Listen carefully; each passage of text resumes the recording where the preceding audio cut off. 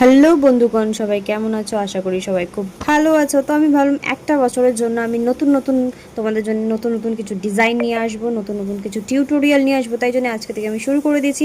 এইটা আমি ফার্স্ট আমার একটা ডিজাইন আমি করব, যেটার মধ্যে আমি ফার্স্টে অ্যাপ্লাই করে নিয়েছি একটা পিঙ্কের মধ্যে ক্যাটসাই, যেটা নিউড পিঙ্ক বলতে পারো।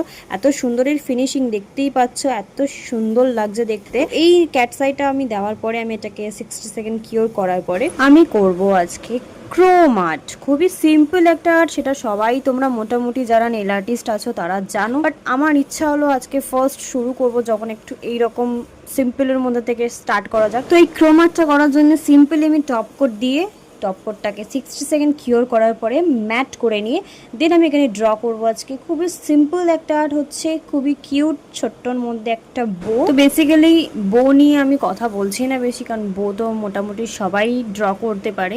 এরপরে আমি চেষ্টা করব কিছু নতুন নতুন একটু হার্ড কিছু তোমাদের জন্য আনার চেষ্টা করব, আরও ভালো ভালো ডিজাইন তোমাদের জন্য আনার। তো যাই হোক, এখানে আমি বোটাকে ড্র করে নিয়ে দিন এটাকে আমি 30 সেকেন্ড কিওর করব, বিকজ ক্রোম অ্যাপ্লিকেশন করার জন্য 30 সেকেন্ডের বেশি কিন্তু কিওর করে দিলে ক্রোমটা অ্যাপ্লিকেশন ভালোভাবে হবে না। তার জন্য কিন্তু 30 বেশি, খুব জোর 40 তোমরা করতে পারো। তারপরে দেখো এখানে হচ্ছে কি আমি আজকে অ্যাপ্লাই করছি হচ্ছে রেড ক্রোম, যেটা কিন্তু খুবই সুন্দর লাগে দেখতে।